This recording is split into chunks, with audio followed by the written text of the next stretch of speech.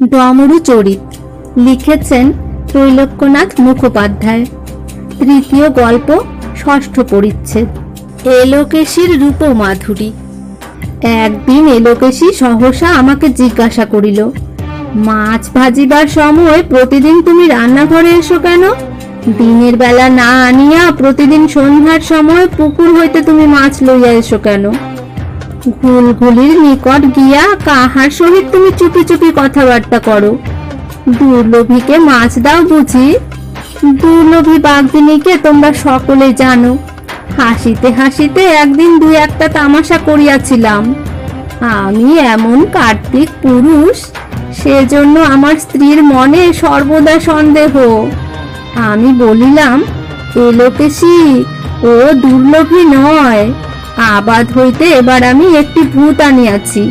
আমি মনে করিয়াছি যে ভূতটি ভালো রূপে পোষ মানিলে উহাকে কলিকাতায় লইয়া যাইব।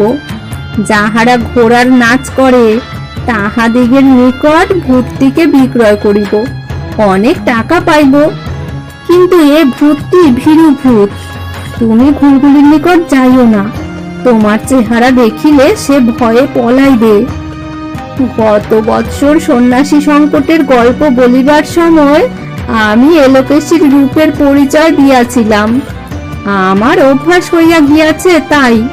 তা না হলে এলোকেশীকে দেখিলে ভীমসেনও বোধ হয় আতঙ্কে পলায়ন করেন।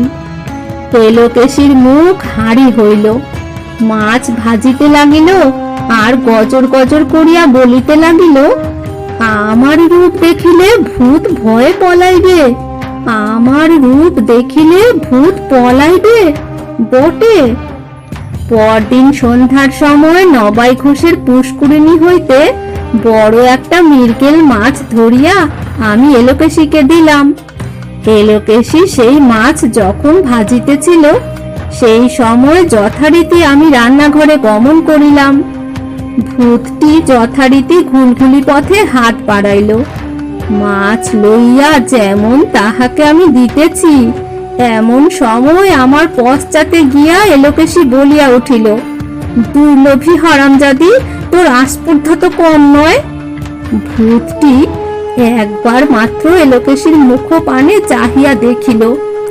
এলোকেশীর সেই অদ্ভুত মুখশ্রী দেখিয়া আতঙ্কে রুদ্ধশ্বাসে সে স্থান হইতে সে পলায়ন করিল। করিলে কি এই কথা বলিতে বলিতে তৎক্ষণাৎ আমি ঘর হইতে বাহির হইয়া পড়িলাম। তৎক্ষণাৎ বাড়ির ভিতর হইতে বাহির হইলাম। তৎক্ষণাৎ বাগানে গিয়া উপস্থিত হইলাম। মনে করিলাম বুঝাইয়া সুঝাইয়া ভূতটিকে ফিরাইয়া আনিব।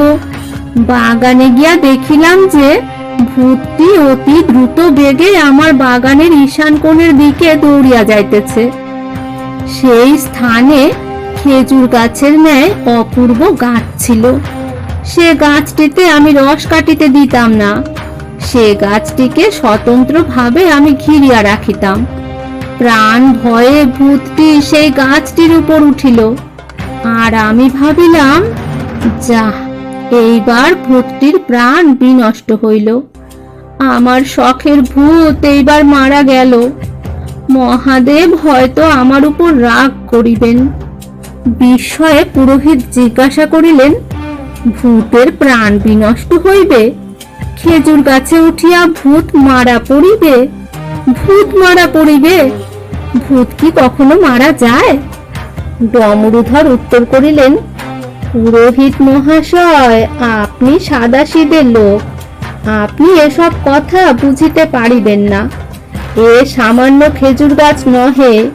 একবার একজন ধাঙ্গরের সঙ্গে আমি সুন্দরবনের ভিতর বেড়াইতেছিলাম। এ স্থানে এক গাছের নিম্নে স্তূপীকৃত হাড় পড়িয়াছিল। প্রথমে মনে করিলাম মানুষের অস্থি। ব্যাঘ্রগণ বোধহয় মানুষ ধরিয়া এই স্থানে আনিয়া ভক্ষণ করে। কিন্তু তাহার পর আরো নিরীক্ষণ করিয়া বুঝিতে পারিলাম যে সে সব বানরের হাড়। গাছটি দেখিলাম যে হেতালও নহে, খেজুরও নহে, খেজুরের ন্যায় এক প্রকার বৃক্ষ।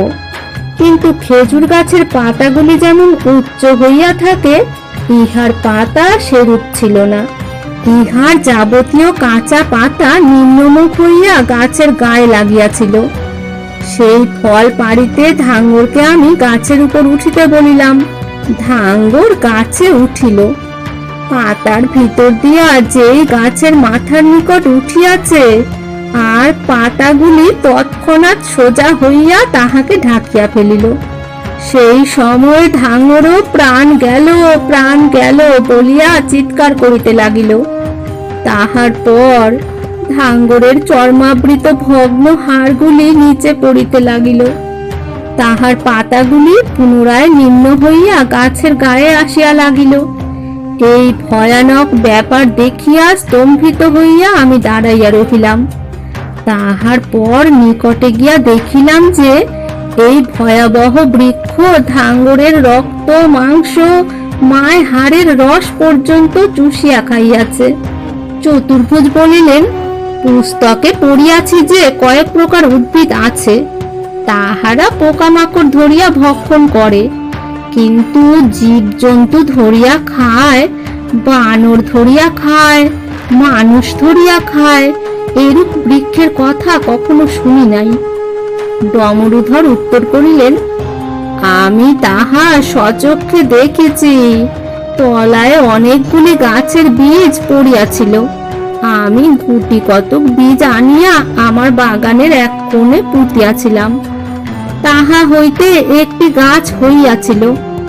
সে গাছ আমি সর্বদা ঘিরিয়া রাখিলাম, কাহাকেও তাহার নিকটে যাইতে দিতাম না। ভূত যখন সেই গাছের উপর গিয়া উঠিল, তখন আমি তার প্রাণের আশা ছাড়িয়া দিলাম। ক্রমে যাহা ভয় করিয়াছিলাম তাহাই ঘটিল। যেই ভূত গাছের মাথার নিকট গিয়া উঠিল, আর সেই পাতাগুলি সোজা উচ্চ হইয়া দাঁড়াইল, ভূতের সর্বশরীর ঢাকিয়া ফেলিল। ভূতের কৃষ্ণবর্ণ রক্ত গাছের গা দিয়া দর দর ধারায় বহিয়া পড়িল। অবশেষে ভূতের খোসানি নিম্নে পতিত হইল।